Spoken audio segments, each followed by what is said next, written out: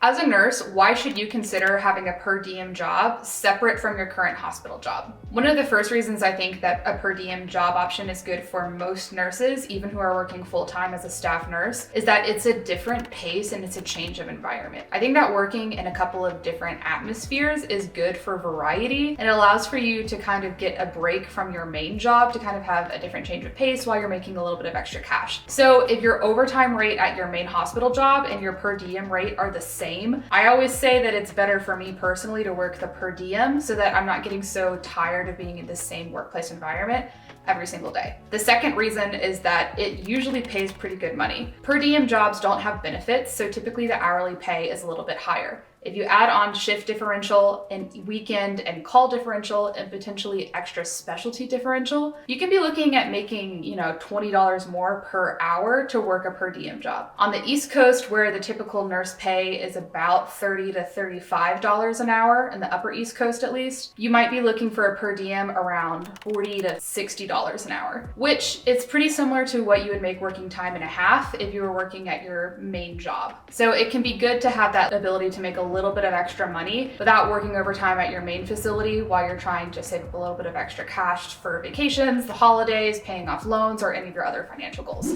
Hi, my name is Anna. I am a travel ICU nurse working per diem and a first-year student registered nurse anesthetist. I'm also the co-founder of Confident Care Academy, where we educate critical care nurses and empower them to make clinically based, evidence-based decisions. This video is talking about the different classifications of per diem nursing, the perks of working per diem, and why, and maybe some of the few cons about per diem nursing. We're gonna go ahead and we're gonna jump right into it. The first thing to talk about is the difference between per diem and PRN. So per diem means by the day or daily laborer, and then PRN means as needed. These are used interchangeably and they mean the same thing, essentially. It's just going to be defined by the facility as far as hourly requirements. If you are working through a facility, oftentimes you're going to find that they require 2 to 4 shifts a month for PRN or per diem job requirement just to keep you active within payroll. But again, per diem and PRN, they're essentially the same thing and you will hear them used interchangeably.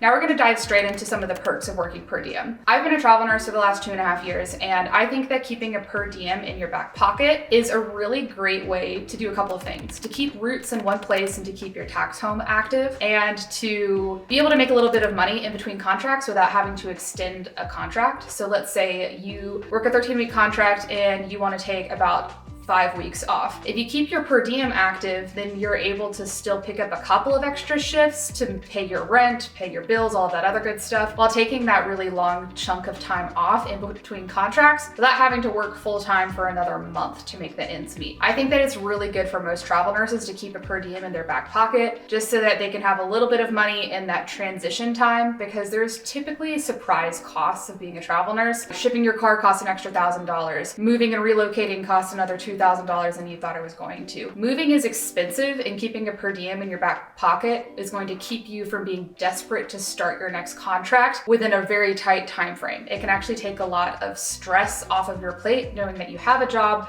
you can always work in between contracts, or if you need to make a little bit of extra money, that you have that as an option. I think that for travelers, the peace of mind of having a per diem is something that I would really recommend for every travel nurse. One of the second perks of per diem nursing is that it, to some extent, can allow you to work in different areas and different specialties as a nurse. So there's a rule in nursing that you can always work down a level of acuity, and acuity meaning, of course, just how sick the patient is, as long as it is the same general patient population. So for example, an ICU nurse can work in the med-surg floors, the telemetry floors, and most of the time in the ER, because those are all lower levels of acuity than the ICU. That being said, working a per diem job is a great opportunity to shake up your regular workflow. And if you're working a telemetry job as a travel nurse or as a staff nurse, go work outpatient and take a vaccination job, or go get trained to work at an outpatient like infusion center and just do IVs and do pre-op. I think it could be so nice to see that there are other elements of nursing out there, and then sometimes it's really depressing working in the hospital and seeing all these really, really sick patients. Working your per diem job can be a change of pace. You can see people who are healthy, who walk in to come do their surgery, or who are walking in to come get their vaccine. And it can be a way for you to also engage in your community in a meaningful way that is kind of different from your inpatient job in the ICU or in the ER or on the med-surg floors. So I've really enjoyed working a couple of different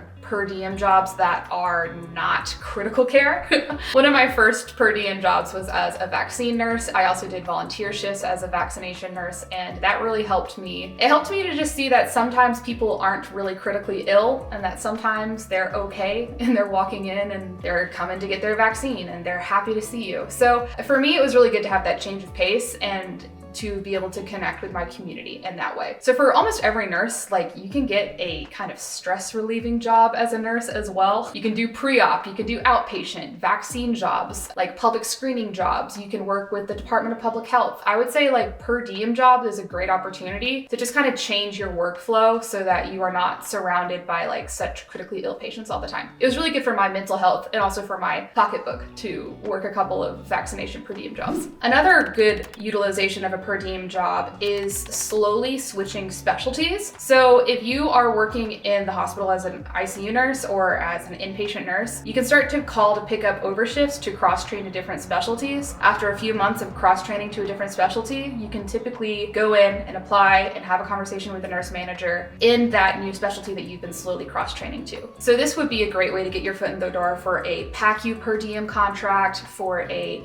interventional radiology contract, for anything procedural, especially if you're coming from that ICU background, to slowly kind of cross-train into something that's part-time and procedural and a little bit lower stress level. This is something that I also really recommend for people who are looking for a change of pace, is to get your foot in the door for that change of pace specialty in your per diem job. The next perk to per diem work is having an option to slowly work a little bit to keep extra money coming in as a new parent or as someone who is making a transition with any type of family transition or emergency or priority in your life where you can't be working 40 hours a week in the hospital anymore. So per diem employment can be a really great choice for people who are coming back from maternity or paternity leave, people who are coming back from any injury, or people who are looking to take a little bit of time off. The only con with that is that there are not health benefits. If you are able to buy your health insurance through the marketplace or through private insurance, then it can be a good transition to slowly easing back into working full-time or to just maintaining, a little bit of a better work-life balance, working 1 or 2 days a week in the hospital or 2 days a month in the hospital and then staying at home with young kids, or whatever your life situation may be. Per diem employment is pretty flexible. You can even do 2 night shifts a month if you know that you have littles at home. And for a lot of new parents especially, per diem employment is a really good fit.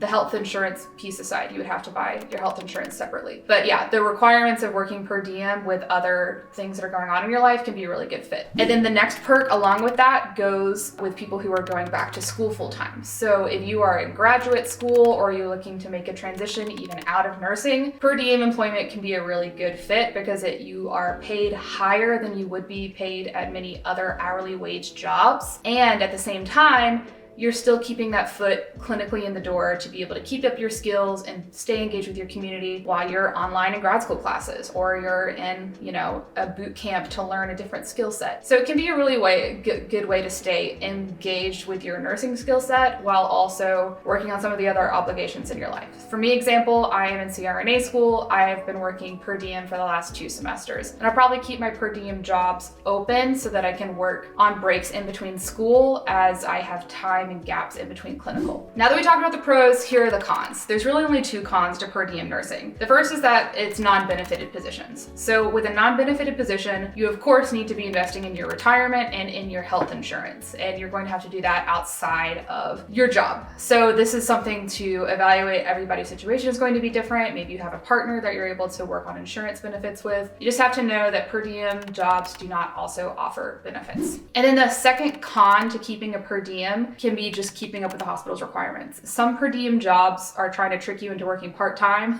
Like they want you to work like 4 to 6 shifts a month, which is closer to a part-time job than it is to a per diem job. And then you also have to stay up to date with all of your online modules, your credentialing, your compliance, your licenses, vaccinations, all that stuff. So it can become a bear to keep up with all the licensing and credentialing and to keep up with the shift requirements at some facilities. Now for most places, if you're already onboarded there and you just have to do your yearly modules and update those modules, it takes you like a couple hours to do, and they only require a couple shifts a month, it can be a great fit. But if they want you to work every other weekend and almost part-time hours, then that probably is not going to be a good fit. So you're just going to have to evaluate that for yourself. The next thing to consider is the taxation status for your per diem job. So there are two different classifications. One is a W-2, which is a normal per diem job. You're a W-2 employee of the hospital. The other is 1099.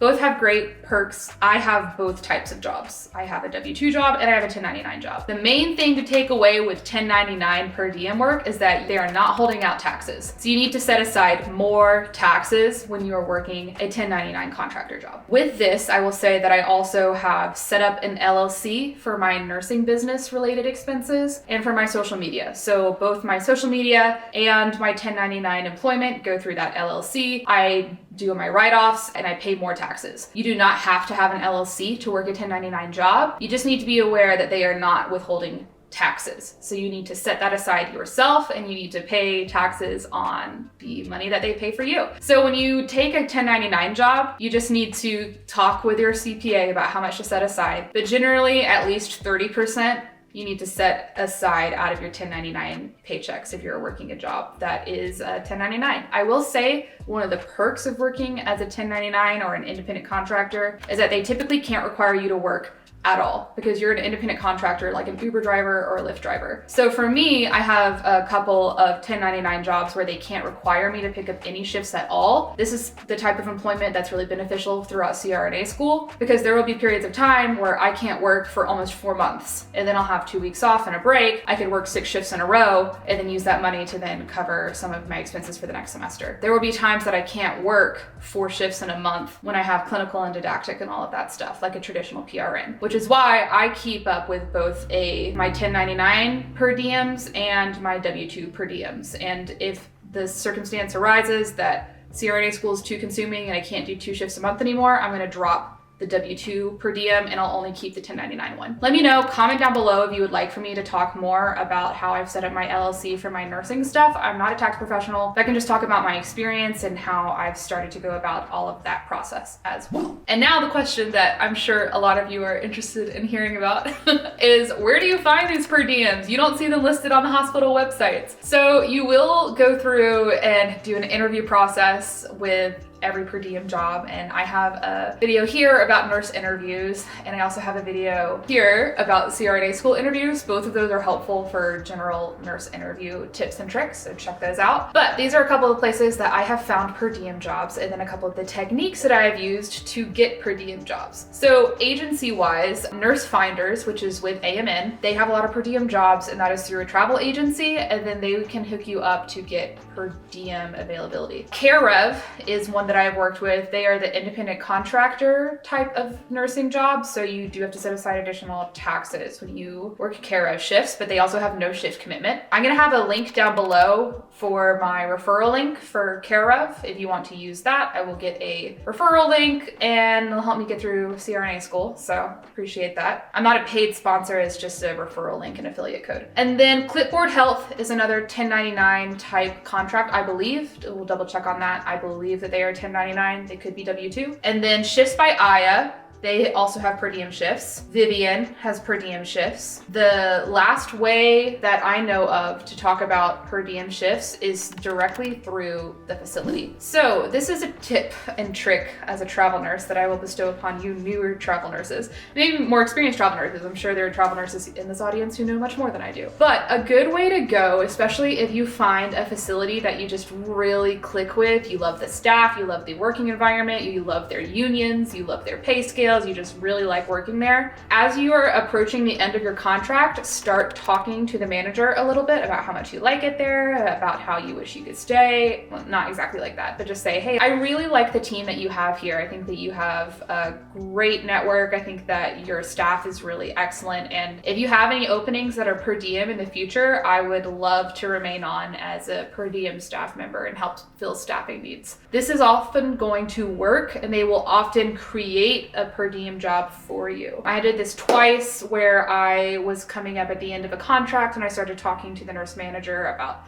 how I really like their team, I like the staff, I really liked the environment and how I'd love to stay, but I have grad school, so I can't work full time. And then sometimes they can go in and then create the per diem job opening for you, even if it's not listed on the website. You apply to it and you can get in that way as per diem. This is a great way to go for people who want to keep up a very specific skill set. So let's say, for example, I was working in a CV SICU and they were having me come in per diem just from 11 to 7 to admit open heart cases and to take devices. Goals, dream type of per diem, right? So I was able to set one of those per diems up. Unfortunately, as we had to move earlier than I expected, and then I ended up working a couple of different per diems instead. But this can be a really great way to go and directly set up the per diem of your dreams.